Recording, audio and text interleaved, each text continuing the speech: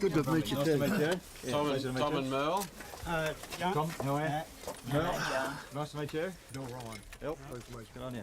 These folks are part of the backbone of our community. Yep. In terms of they deliver the Meals on Wheels through rain and sunshine. And Mrs. Marshall.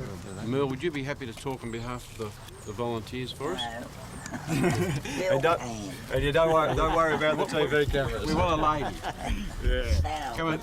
But listen, you've been volunteers for years and years. Yeah, Yep. quite a few. Yep. And since '67. No, 67. 67. Yeah.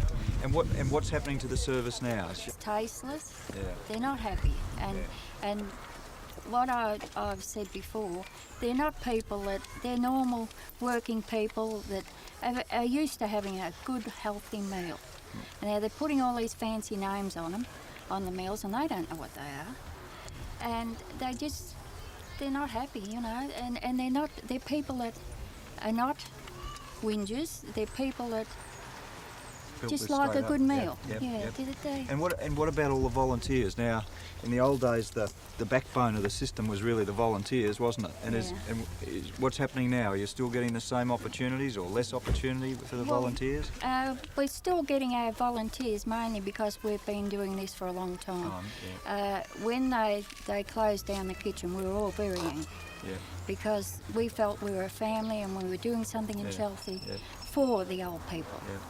But they've destroyed it, and I just don't feel like being a volunteer anymore. Well, you know, I was at another area, and I was just speaking about it this morning. I was at the Council for the Aged, but we've got case studies where, again, it's privatisation, where all of this is just contracted out and privatised. Where now, under some of the new contracts, instead of people actually talking to their householders, they ring the doorbell and leave the meal on the doorstep, and all of the great social benefit, I guess, that used to come from that, which you know about, because that's what you've been doing. Bayside, yes. Yeah, well, we've been told that next door in Bayside that none of the volunteers will be needed anymore, that it's all just privatised and contract out. So all of that, because that'd be one of the most rewarding things of what... Yep. We care. Yep. With a personal feeling in it. I was going to give it away. When they closed the kitchen down, I was going to give it away. Yep. And two of my ladies turned around and said, "Oh, Val, I won't see you anymore. Yep. Don't." Yep. And they got upset. So my husband and I said, "Well, we'll keep going. We'll see it. We'll give it a try."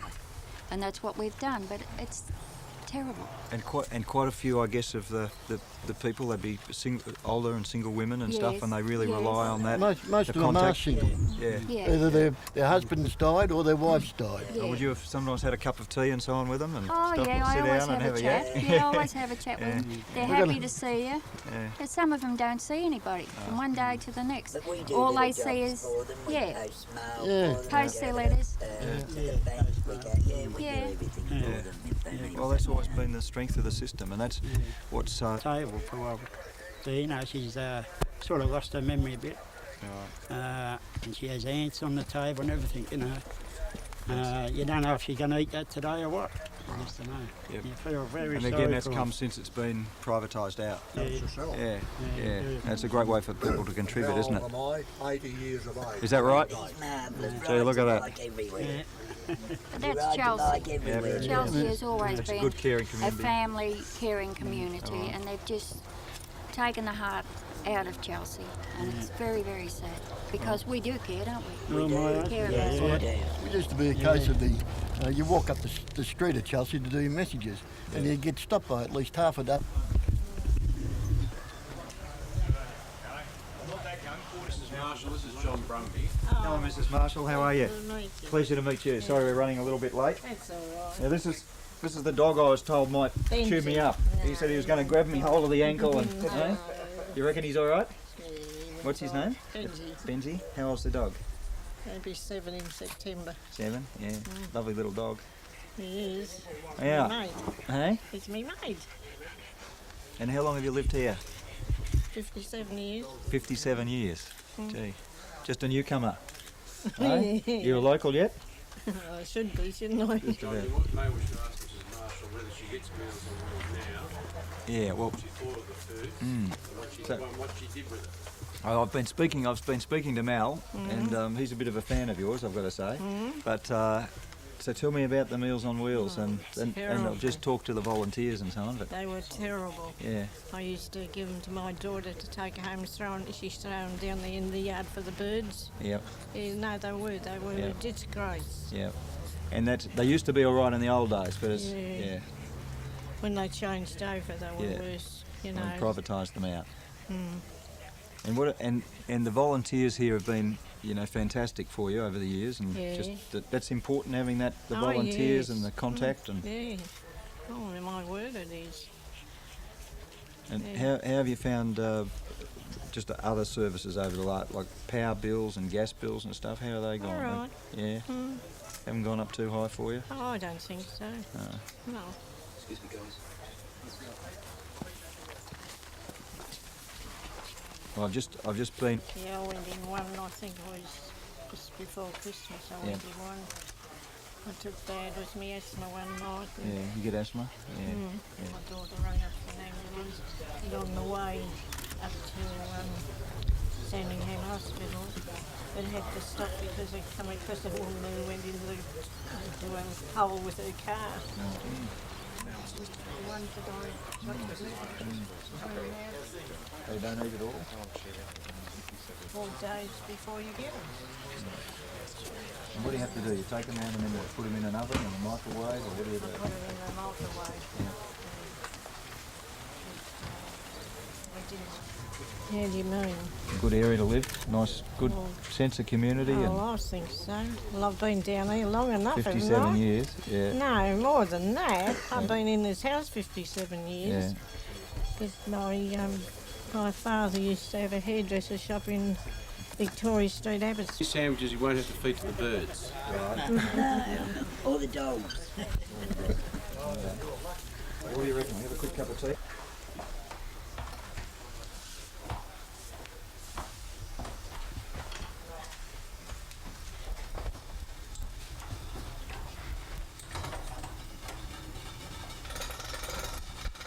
Oh, that was boiling. Is Tom coming in?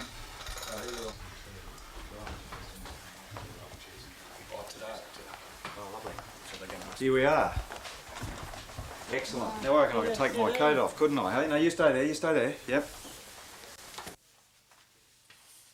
Now, where's that? I think I'm going to be making Where's it? Now, what about me? Will I make a cup of tea? Do you reckon I can do that? What have we got? Hey, what have we got? I'll do that.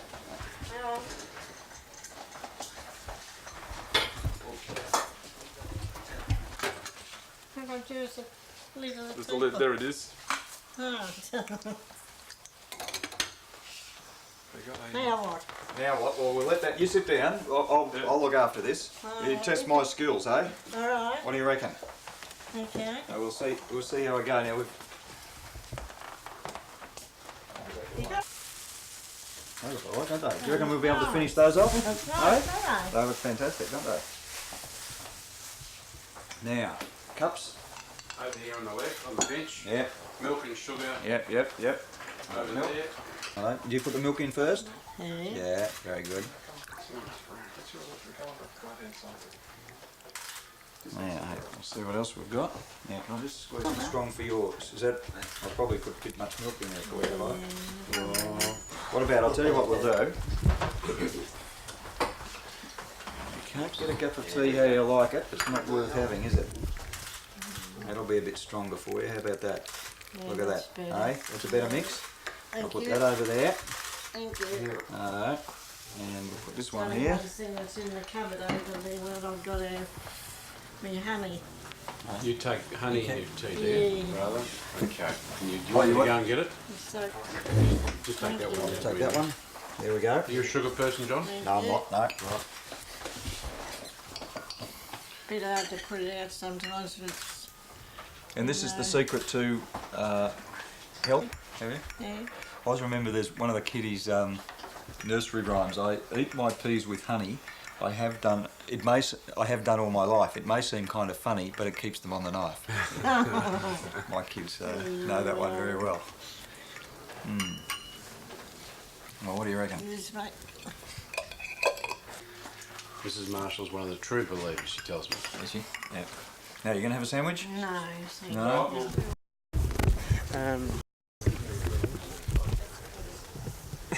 Oh, wait a sec. Oh. That's it. Oh, sorry. Okay, we've got a fair wide. I don't know, 7 wide up here. Just got to get a microphone. Got to get a mic with everything else. One. Only one. I've got the trusty dog here with me. Any hard questions? With Tasha? Any hard questions? And Benji on the like I always do. Not that I have Mark too. Oh, you keep. Well, that wasn't my fault in Ballarat. Keep asking questions. Keep asking questions, you get answers. We're right. We're all set? I know. Well, look, we're here today in the State Electorate of Chelsea, but you've seen the discussions which I've had today with Meals on Wheels volunteers and with Mrs. Marshall. The issue here today is one about privatisation. It's one about the sort of approach of the Kennett government to the forgotten Victorians, to the people who've really built this state up and made it a great state. Mrs. Marshall has lived here for 59 years. She's been subjected over recent months to a privatised Meals on Wheels service, and you heard her say today that she won't eat the food and she feeds it to the birds, and they were the words that she said to me today. I understand there are something like 15 other people in this area who just refuse and don't think that the privatised service comes up to scratch. Over next door in Bayside, volunteers have been told, Meals on Wheels volunteers have been told that they're no longer required, and this is happening right across Victoria. I understand today that at Amaroo, residents of a nursing home there have protested against, again, privatisation under the Kennett government of vital nursing home services which are being provided to them. And so the forgotten Victorians, people like Mrs. Marshall, people who've made an extraordinary contribution to this state over so many years, they're the forgotten people under Mr. Kennett's government. And meanwhile, of course, Mr. Ron Walker, he's benefited, I think, to the tune of around $70 million under this government. Mr. Lloyd Williams, an unspecified amount, but a very large windfall because of the policies of this government. Mr. Ross Wilson, $12 million because of the policies of this government. Whereas right across Victoria, services are being privatised and people like Mrs. Marshall are missing out on the services that they require and the services to which they are entitled and justified in receiving. Now, there's a broader issue here today as well, and that concerns, of course, the document which we released this morning, the Prowse contract. Now, the Prowse contract provides that the head of Premier and Cabinet, Mrs. Elizabeth Proust, is basically on a contract which depends on her achieving a public sector workforce in this state of 100,000 or less by the year 2000. Now, for people like Mrs. Marshall, that's going to mean fewer ambulance services, fewer health services, fewer beds in hospitals, longer hospital waiting lists, fewer Meals on Wheels services, less home care delivery. All of those services which go to make up a good, caring and strong community will be eroded, removed and cut back under Mr. Kennett's plan to cut 57,000 more public sector jobs out of the system. And I want to stress this point, if I can.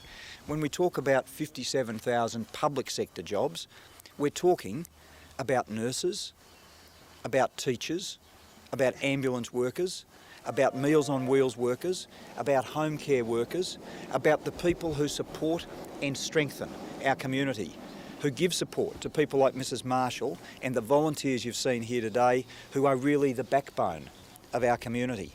Now, the thing about the Prowse contract is this.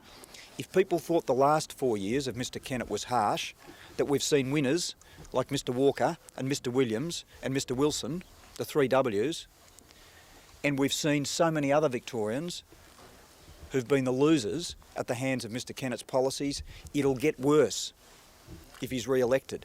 57,000 more jobs providing support to the community just cut away by Mr. Kennett in an uncaring way. Kennett today, that proposal has been shelved. He didn't know if they had any intention to cut those workers. I mean, I've got to say, it amazes me that you even asked that question.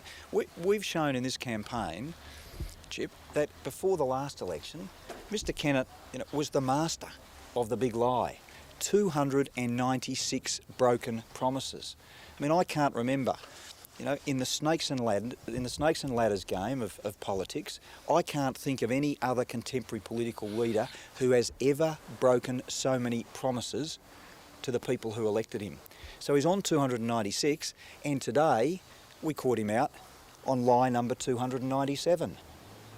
And the contract, don't believe what Mr Kennett says, have a look at what he writes, have a look at what he signs up in contracts. So how many times have we caught him out in this campaign? We caught him out firstly with the Cranbourne Ambulance Service, where he says, oh, we're not going to privatise ambulances. Lie. We caught him out, they're already doing it. What about privatising water? He says, oh, we're not going to privatise water. Lie. Caught him out. He and Mr Stockdale have already signed up contracts with the heads of all the water authorities that say you're on this package now, but if we privatise, you'll be on this package. Why would you write privatisation in if you weren't intending to do it? So now we caught him out again today on this one, where he says, oh no, I don't intend to cut the public sector, but here he is in a contract with Mrs Elizabeth Proust, signed just 9 months ago, where the most essential part of her contract is to downsize the public sector to fewer than 100,000. Now this all links to the allegations that I raised last week with Mr Stockdale about the work that Dr Vertigan and others have been doing. Now make no mistake, Mr Kennett is prepared to do, say, whatever he has to try and get across the line on Saturday. But it's here in writing, caught out, red-handed, red hot. That's what it is, in his own pen, in his own hand, a contract with the most senior public servant in Victoria to slash the public sector to below 100,000. And it's people like Mrs Marshall. That's not going to hurt Ron Walker or Lloyd Williams or Ross Wilson, any of the other people who've been the winners under this government. But for the Meals on Wheels volunteers, the home care workers, all of those, Mrs Marshall, the people who need and deserve the community support that they've earned for contributing to this state and to building it up into such a great state, the Premier says you can sink or swim, but don't count on us to help you. What will Labor do about compulsory competitive tendering? Our policy is to scrap compulsory competitive tendering, and I'll tell you why we're doing it. I mean, even Mr Kennett's mentor, Mrs Thatcher, they share the same hairstyle. Even his mentor never privatised services like Meals on Wheels, home care services. Not even Mrs Thatcher did that. The only government I know of anywhere in the world which is privatising these services is the Kennett government. So Mr Kennett couldn't care less about the ordinary people of Victoria, the ordinary folk. And we've seen today, you've heard from Mrs Marshall, you've heard from the volunteers, just how bad the privatised service is. So we announced some time ago we would scrap compulsory competitive tendering and we would let the councils make that decision. So I want to see efficient councils. I want to see them using the taxpayers' dollar wisely. But there are some services, I think, which are sacrosanct, where it is better that they are provided by council and where they build into volunteer networks. And the people here today, fantastic people. One of the people here, I think he said, been volunteering for 17 years for Meals on Wheels. They've been told they're not wanted. The services are contracted out and they get told, oh, thanks very much, but no. We don't want volunteers. We don't want you talking to the people in their home. We don't want you looking after them. No thanks. It's all privatised out now. The private sector will look after it. Well, it's a bad system and we'll scrap it. On another issue, the government is claiming that a Labor government would leave Coot Island where it is, wouldn't shift to Point Lilias. What is the situation there? Well, in relation to Point Lilias, we've had a position on that for some time. From the day Mr Kennett announced that, we've expressed our deep concern about that proposal.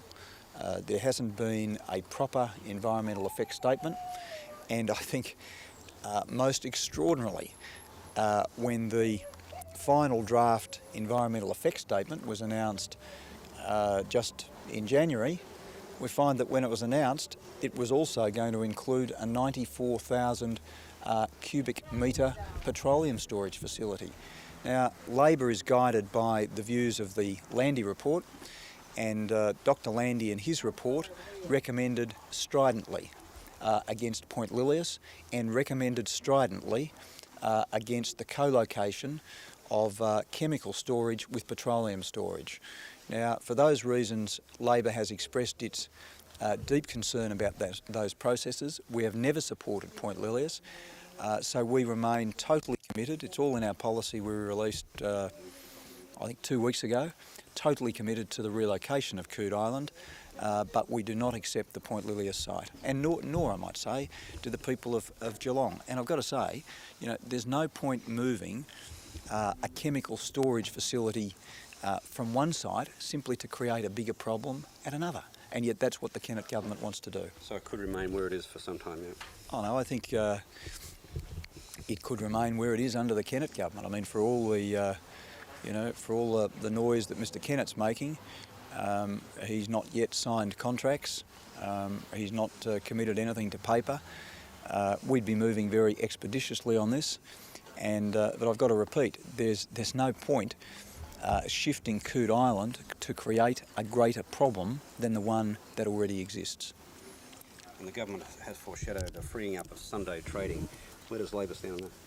Well, our position on that is quite categorical. I mean, we accept, for the inner city area and for tourism zones that there should be Sunday trading, that's a positive thing. But in terms of our general position, and for the vast majority of shopping centres and networks, we do not support any deregulation whatsoever of Sunday trading. That is a position which is strongly supported by many organisations, including small business organisations. And frankly, it's rather ironic, is it not, that on the day the Premier announces initiatives for small business, he also announces that he wants to put half of them out of work. I mean, the reality is that Sunday trading works against small businesses. You know, if you're running a retail show and you're a husband and wife team, you can't work 120 hours a week. You can't do 130 hours a week. So they need the Sunday to have a break so they can get back to work again on the Monday. Whereas the big complexes, they're advantaged by Sunday trading. Now, again, it's a question of balance. That's our campaign slogan, restore the balance. I think it's crucial that Melbourne, with its great networks of inner Melbourne shopping areas, I think it's crucial they're able to open on Sunday, and they do. It's important for customer choice and important for tourism. But there will be no other moves to deregulation of shopping hours under a Labor government. What's your response to the government's industry policy? Well, I haven't seen the details of the industry policy. I'm only aware from radio reports of some of the initiatives on small business.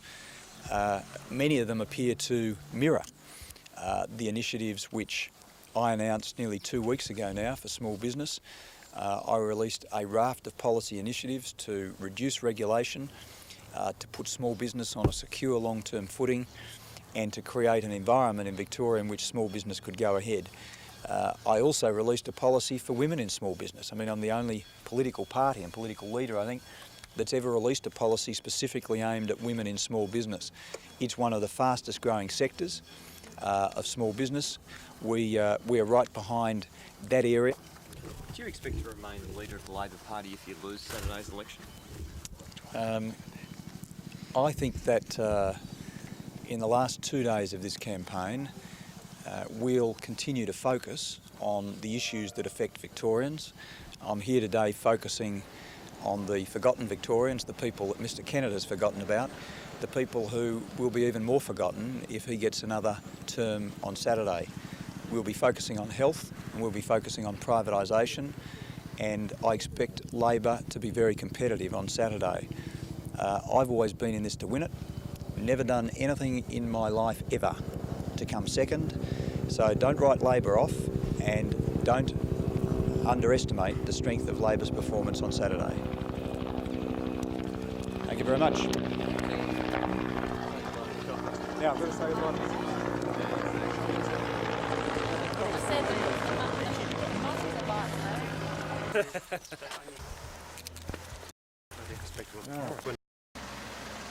I think. It's 27th or 28th? 27? Beautiful. That was at the federal campaign launch. Yeah. That's right. Yeah, I remember. Yeah. Remember. Excellent. That's a nice photo. That's come out well.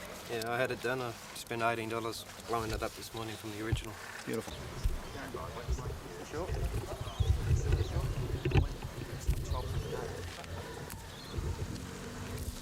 Would have caught a few. Yeah, would have caught a few. Other than me, but anyway. All right, so we got it right.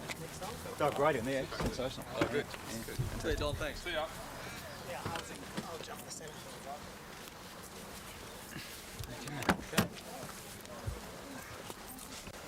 Righto.